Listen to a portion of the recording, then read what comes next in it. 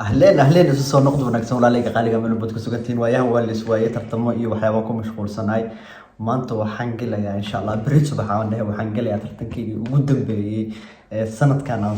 soo waday sanadkan tartamadii badnaa ku soo qayb galkii ugu dambeeyay ayaan ka qayb galay insha Allah laba tartan ayaan xilliga hore taadii 6 bilood ka hor Ramadaanka agtida ka qayb galay ka bacdina laba tartan kaleeto midkii ugu dambeeyay hadda boos fiican ka imaaday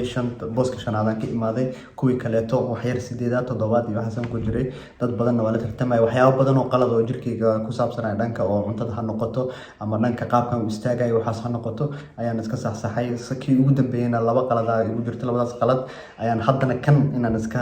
saxo rajeynaa insha Allah tartankan waa midkii ugu muhiimsanay waa midka oo Norway laga qabto oo dadka Norway degan bas ay ka qayb gali doonaan insha Allah 12 way dadka ila tartamayo waxaa la rabaa 6 ugu horeyso qofka inuu ka mid noqdo soo aniga hadafkaygu wuxuu yahay koobaad dadka kaleeto dad iga fiican ay ma karo dad aan ka fiican ay ma karo dad iga weyn laakiin jir ahaan qaabka uu sameeyay jirkeyga ka qurux badan yahay ma karo soo marka waxa kale oo iman karo qaabka loo istaagay lagu kala fiicnaan karaa marka waxaan soo cunaa hadda hamburger waa lan aan soo cunay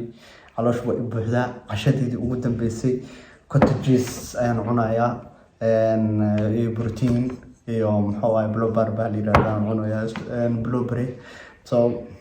cuntada ugu jeclaa waa cashadeeda bari subax insha Allah waxaan rajeynayaa inaan soo kaco anigoo nadiif ah jirkeyga qalalan yahay biyo ma cabin bari subaxna markii aan soo kaco ka bacdi waxaan cuni doonaa insha Allah bariiskan qalalan ayaan cuni doonaa insha Allah halkaan bac ka bacdina waxaan bilaabi doonaa timir yar iyo labo inaan cuno insha Allah saacad ka bacdi labo saacad ka bacdi labo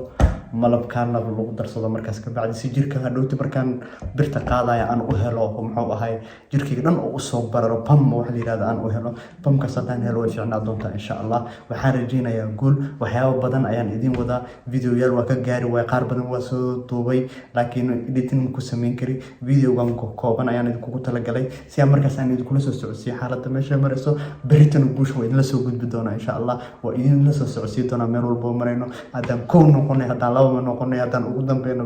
wax muhiim ah muhiimadu waxay tahay wax walba oo anaka aan hayno inaan meesha soo tagnay kalsooni.